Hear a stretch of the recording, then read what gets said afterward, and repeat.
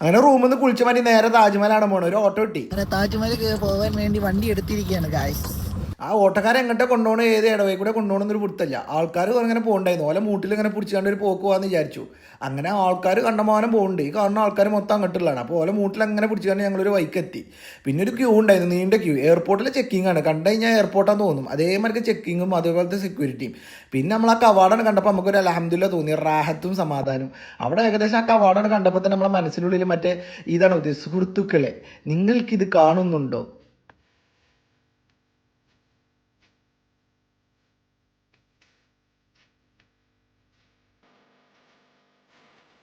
പുറത്തുനിന്ന് കണ്ട ഫുള്ള് കാണാൻ പൂതി. പിന്നെ അതിൻ്റെ ഉള്ളിൽ നമ്മുടെ താജ്മഹലിൻ്റെ ഉള്ളിൽ മുംതാസിൻ്റെയും ഷാജഹാൻ്റെയും കബറിടം ഉണ്ടെന്ന് പറഞ്ഞു. അപ്പോൾ അത് എന്തായാലും കാണണമല്ലോ, അത് സുന്നത്താണ്. അപ്പോൾ അതിന് പോയിട്ട് അത് കാണാൻ വേണ്ടി അതിൻ്റെ ഉള്ളിൽ കയറി. ഉള്ളിൽ കയറിയപ്പോഴാണ് തോന്നിയത് ഉള്ളിൽ കയറേണ്ടി ചെയ്യുന്നത്. ആ വെറുതെ പൈസ പോകും. അതിൻ്റെ ഉള്ളിൽ ഓരോ കബറിൻ്റെ പുറത്ത് ഒരു ഫാത്തി ഒതിക്കാട് പോരാന്നുള്ളവർക്ക് മാത്രം നടക്കണേ വരും. അതിൻ്റെ ഉള്ളിൽ വേറെ ഒന്നുമില്ല. പിന്നെ ഇതൊക്കെയാണ് ഫൈനലോട്ട്. ഈ കാണുന്ന രസമൊക്കെ തന്നെ ഉള്ളു പുറത്തുനിന്ന്.